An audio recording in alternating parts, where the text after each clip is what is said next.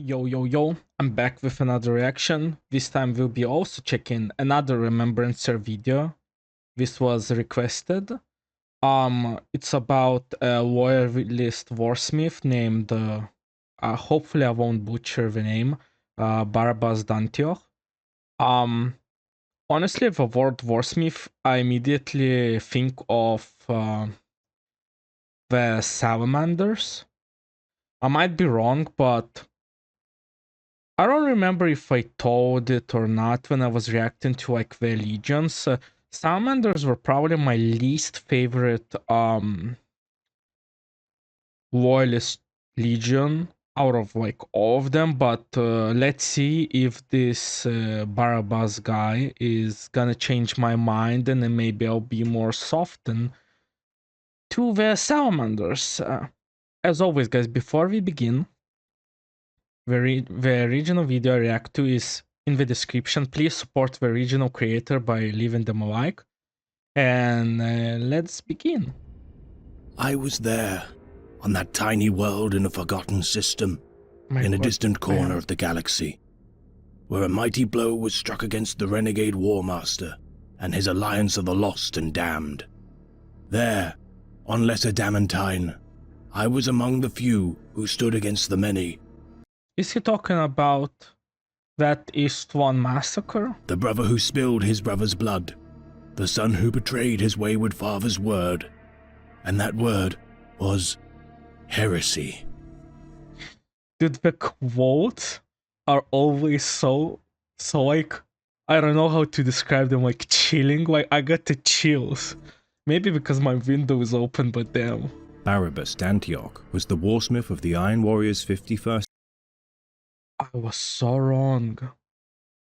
I forgot salamanders are like blacksmiths, but they're not the only smiths. There's also like Perturabo Legion. Expedition fleet during the Great Crusade. The favoured son of his primarch, Perturabo, Dantioch was regarded as a peerless tactician and skilled builder of fortification. Also, I've seen like his visuals, like in Breaky's videos. I always thought his like Space Marine mask looks so cool. Leading his fleet to combat the war against the Xenos incursion of the foul Hrud species within the Gugan system. The fortress world of Golgius would be infiltrated. What the hell is even this? It's like a gummy worm. By the Hrud, whom in turn would destroy the planet's Iron Warriors garrison. Generating entropic fields of energy, the Hrud swarms would age everything within their grasp. Weathering stone, rusting armor, withering flesh, and even aging Astartes into no more than dust and even the Space Marines weren't immune against those guys. Bone. Jamming their bolters, blunting their blades, and crumbling their fortresses. Rakidian beasts would reveal themselves from the shadowy corners of the planet and slice the fatigued Iron Warriors to death with their venomous claws. I'm sorry, I'm just coming, like, I don't even understand. How can you even, like, defeat the enemy like this? If their presence is enough to, basically, for you to fall over, how do you even fight this?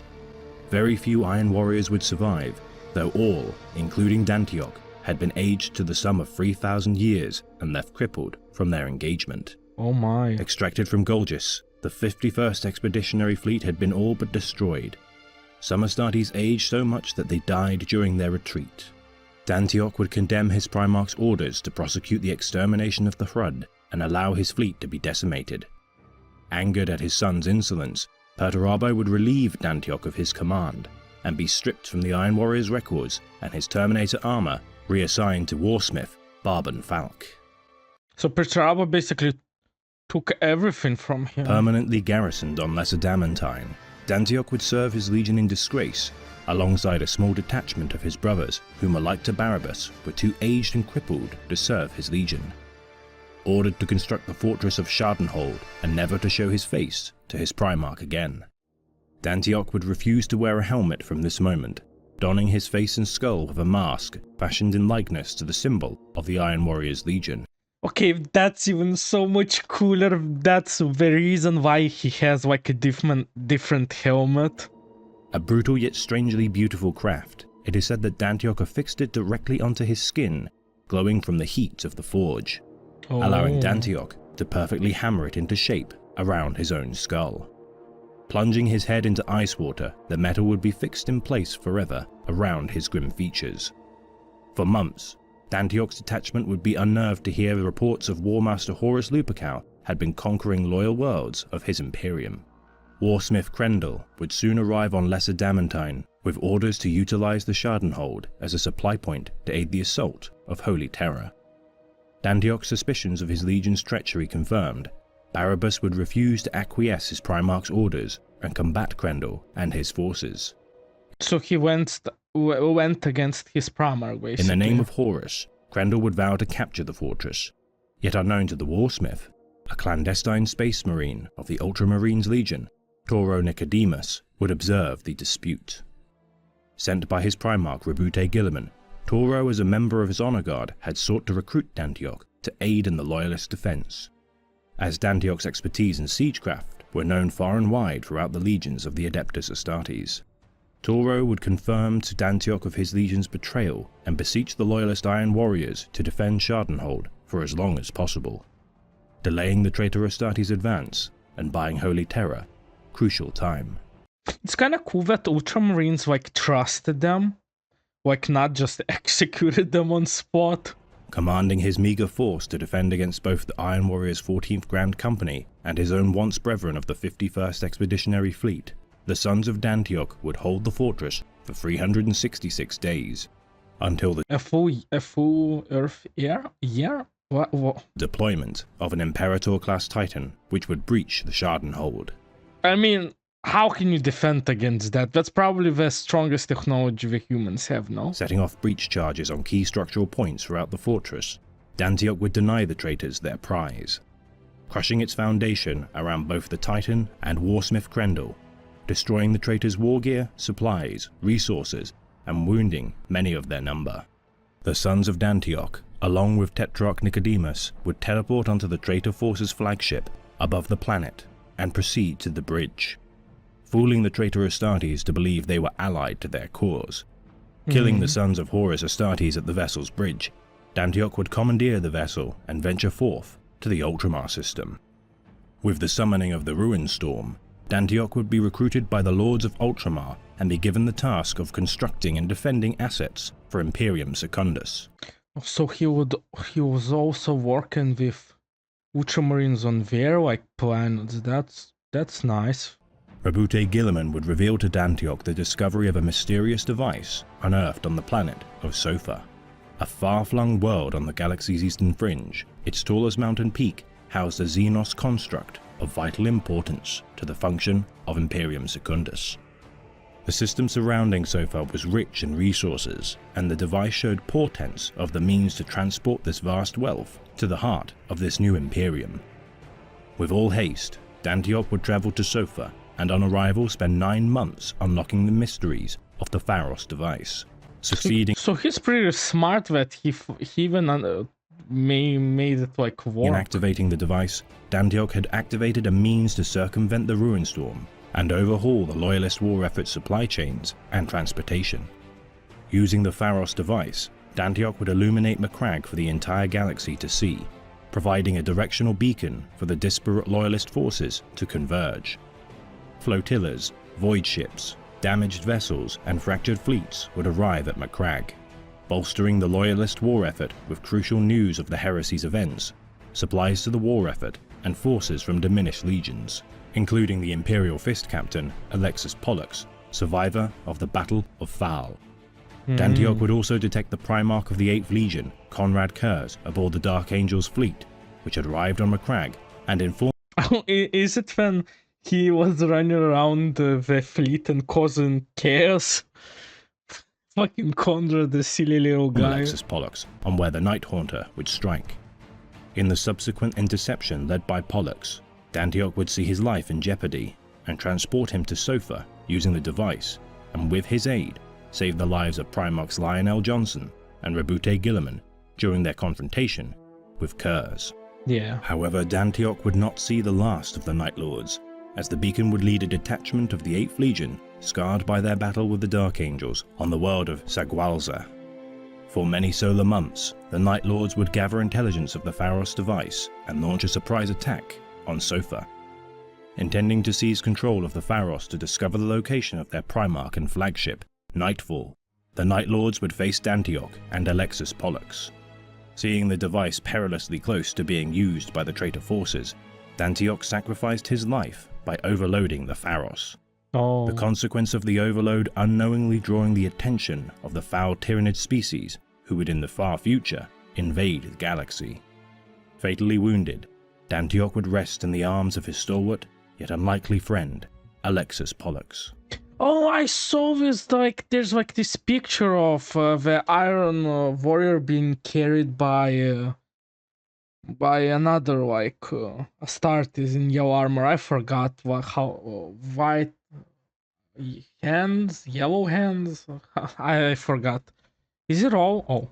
Pollux limped through the wreckage-strewn tuning floor toward the still form of the Warsmith, his friend. "Brother Dantioch," he said. "Barabas." He cradled the Warsmith in his arms, and hope bloomed in him. Dantioch lived for the Iron Fist, I think. moment.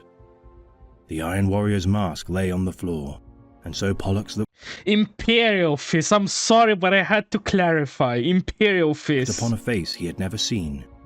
Dantioch was older than he expected. Lines of pain were etched into his scarred face that nothing could erase. He opened his eyes. They moved sightlessly, blinded by the intense flare of the Pharos. "Alexis," he whispered. "I am here, Barabas." The Warsmith clutched at the arms encircling him.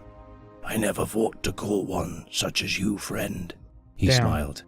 "You are my friend, Barabas, and my teacher. I am dying." "You will live," Pollux said fiercely.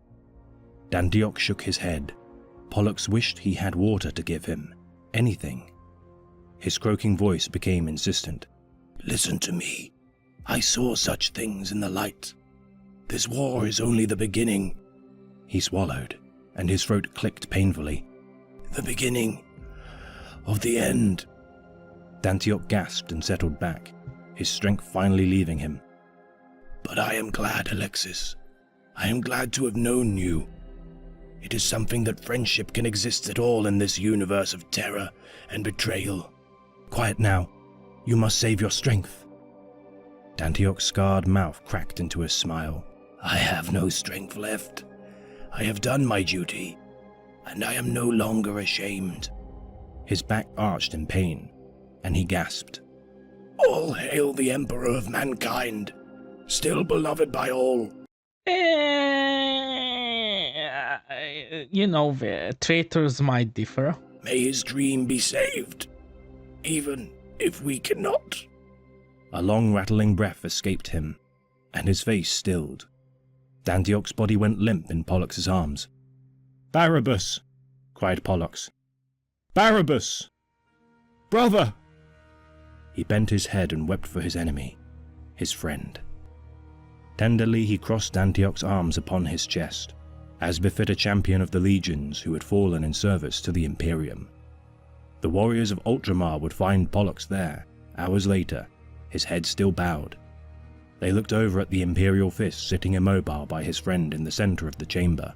Someone had draped a blanket around his shoulders, but otherwise he remained as he had been found, motionless with grief, refusing food, water or help. He was not moved since we came here, but sits in vigil. "Well, that will not do. Pollux!" Guilliman called, raising his voice. Pollux looked up. "I command you to rise, Captain Alexis Pollux of the Imperial Fists," ordered Guilliman. He stood, the blanket slipping from his shoulders. "My Lord Guilliman." "It is time you let us take care of the Warsmith. We shall commemorate his deeds this evening, as night falls, in a manner befitting a true hero of the Imperium." Damn. The Imperial Fist nodded dumbly. Suzerain guards came to him, carrying a bier. I read that as beer. I was like, damn, we brought him beer. They made to raise Dantioch up, but Pollux stopped them. "No," said Pollux, softly, but dangerously. "None shall touch him. I will carry him, for he was my brother." Yeah, that's where the picture comes from, I guess, because he was carrying him. BARABAS Dantioch would be recognized as the Warden of the Pharos and given the posthumous title of Hero of the Imperium by Rabute Gilliman. His mask set within Mount Pharos for 1,000 years, its use as a badge of office for the Scythes of the Emperor Legion's chapter masters. With the invasion of Sotha by the Tyranids, the mask would be left upon the funeral pyre of chapter master Mansirius Forsira. Dantioch's sacrifice is now forgotten by his Imperium. Even amongst the Scythes, I mean, yeah, it's sad, but like 10,000 years have passed, maybe a little more. of the Emperor chapter, his funeral pyre known only as the resting place of the traitor redeemed, the only remaining piece of his legacy. This has been a tale of the great Imperium of Man, read by the Remembrancer. Thank you, Remembrancer. Dantioch's sacrifice need not be forgotten. Share his name and his deeds, lest the Imperium forget once more of his heroism.